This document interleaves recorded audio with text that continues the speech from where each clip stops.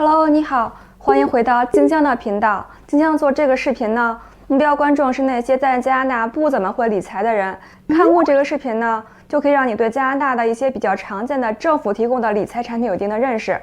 大家都应该了解啊，无论在加拿大还是中国呢，钱放在定存里呢，相当于贬值，因为还有通货膨胀的存在。今天的油价对比20年之前呢，已经翻倍了。但是过去20年里，收入有翻倍吗？这加拿大 BC 省最低时薪呢，2021年的6月起是从14.6每小时升到了15.2每小时。2000年的时候呢，最低时薪是8.75加币。这感觉好像20年里时薪是翻了1倍啊，但是薪资真的翻了1倍吗？我们拿 IT 业来举例吧。2000年大学生刚毕业的时候呢，年薪是4到5万加币。今年呢，大学毕业生的年薪是5到6万加币。这20年了，年薪可真是没有翻倍啊！通货膨胀越高，意味着我们退休的时候呢，需要的钱就越多。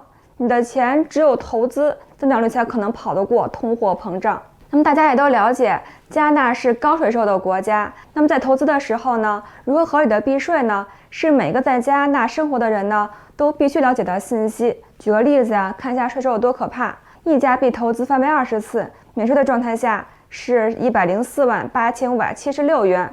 同样是1块钱的投资，翻倍20次，但是每次要付33%的税，那么结果呢，就只有2万8466加币。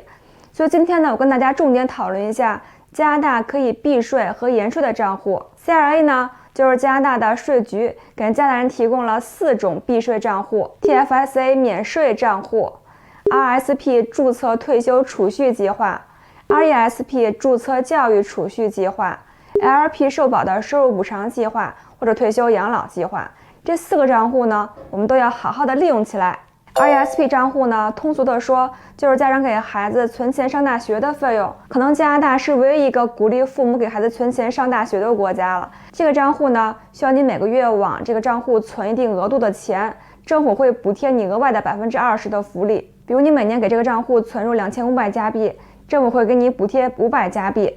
但是总共呢，最多给你补贴7200加币。你的本金和福利在这个账户里呢，还可以做投资，产生的收益呢不用交税。很多加拿大人呢，在孩子出生的第1个月的时候呢，就给孩子开这个账户了。因为你越早开始投资这项计划呢，就能拥有更多的时间积累资金，以支持孩子的未来的教育费用。RESP 呢，没有年度供款限额，但是有5万的终身限额的。接下来呢，我们重点讲一下 TFSA 和 RSP 账户。TFSA 免税账户呢，全称是 Tax-Free Saving Account。这个账户呢，是加拿大政府在2009年的时候设立的。为什么是2009年设立的呢？因为2008年的金融危机呢，给北美的金融系统造成了很大的影响。所以加拿大政府呢，给自己的国民提供了这样一个算是福利的账户。每年呢，你可以往这个账户里存一定额度的钱，用这个账户里的钱进行的投资，每年产生的收益是不用缴税的。虽然加拿大是高税收的国家，但是这个账户呢，也体现了加拿大的政府也是有人情味儿的，希望自己的这个国民呢，也有一些钱不用去缴税。这个账户呢，必须满18岁才能开立。BC 省呢是19岁，就是成人了才能开立。每年呢有一定额度的限制，超过额度要罚款啊。取款额呢可以转化为未来年存款额度，取款不算当年收入。从这个图可以看出来啊，2009年开始到2021年呢，这个账户你共有75500加币的空间可以用。有很多新民不了解这个账户，比如做股票投资啊、基金的时候，没有开在这个免税账户上做。股票收益如果是特别好，你收益的50%都要当做应税收入拿去缴税，因为是 capital gain 资本增值收益。比如你炒股赚了10万，其中的5万呢就要当做应税收入去缴税。但如果你在 TFSA 这个神奇的账户里炒股赚了5万，1分钱都不用作为应税收入缴税。所以这个 TFSA 的额度呢，还是要好好的利用起来的。你目前没有开通呢，没关系，额度是累计的，随时随地呢都可以开的。这个账户呢，你在银行或者保险公司呢都可以开。如果在银行开的话呢，如果你不做股票，做投资呢就是互惠基金 （mutual fund）。在保险公司呢开的是保本格力基金。接下来我们说一下 RSP 养老储蓄计划账户。RSP 呢，从1957年就开始有了。这个账户呢，通常是朝9晚5的上班族或者自雇人士开的。因为开设这个账户呢是有条件的，就是你要有 earning income， 就是有主动性收入。资本增值的收入呢是不能存入 RSP 的，就是股票啊、基金的这个收益就是不行的。这个账户呢是按照你去年收入的18%来计算你今年可以存入的这个额度的。额度的空间呢也是可以累计的。那如果一个人的年薪是100万呢，是不是有18万的空间可以存在这个账户里呢？是不行的，因为是有上限的。1957年的时候呢，只有10%的收入可以存入进去，上限是2500加币。2020年呢是27230加币，2021年的上限呢是27830加币。这个账户有什么好处呢？最大的好处应该就是可以减少本税务年度的总应纳税收入。你存进这个账户里的钱呢，不是说只有在退休养老的时候才可以用啊，是应该在低税阶的需要钱的时候取出，达到节税的功能。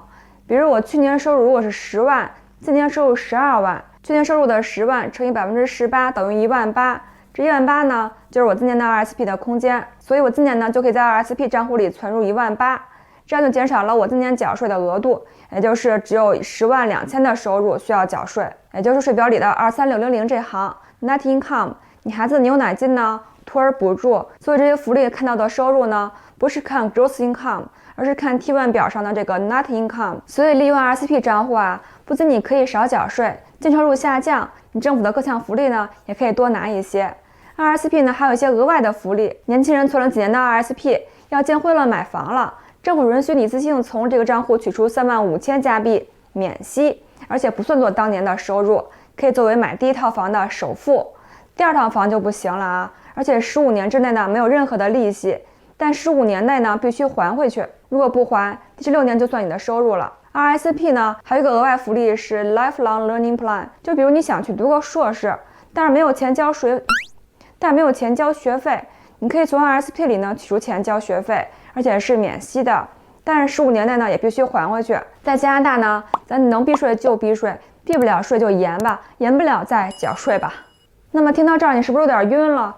TFSA 和 RSP 的主要区别呢，我给大家再重新总结一下。这两个账户呢都有额度的限制，空间都可以累计。往 TFSA 里存的钱呢不能抵税，往 RSP 里存的钱呢可以抵税。TFSA 里赚取的收益呢是不用缴税的。